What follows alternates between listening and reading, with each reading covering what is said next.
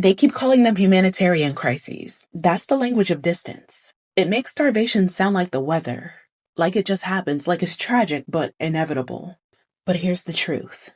What's unfolding in Gaza, Sudan, and the Congo right now isn't nature, it's policy. Hunger is being used as a weapon. So let's start with Gaza, famine by blockade. For the first time in its history, Gaza has been declared officially in famine.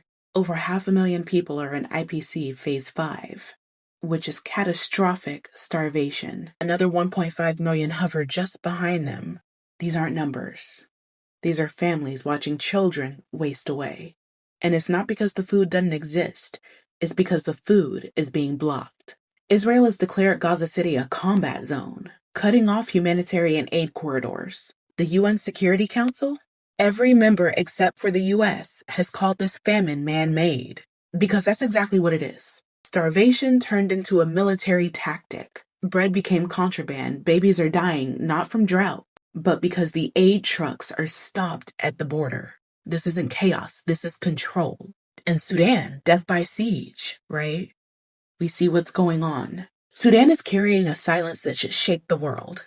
In North Darfur, famine has already claimed over 500,000 children. The Rapid Support Forces have trapped 260,000 people. Half of them children. Aid is blocked. Medicine is blocked.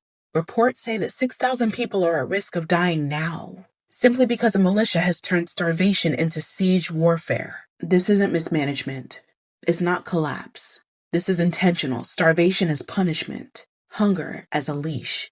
The same tool colonial armies used centuries ago are being recycled in 2025.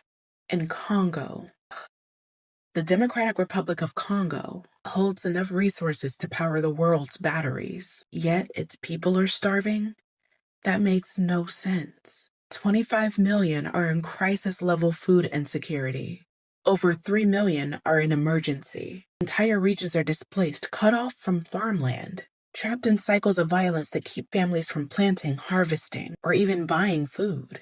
It's not because Congo lacks wealth. It's because the war has made food insecurity the norm. The world takes cobalt and coltan for our phones, our cars, and leaves behind hunger for the people of Congo. Gaza, Sudan, Congo, different places, yeah. Same blueprint. Food isn't scarce. It's withheld. Corridors are blocked. Farms are burned. Markets gutted. Aid weaponized. And the world shrugs, calling it a crisis, like no one designed it this way. But let's call it what it is.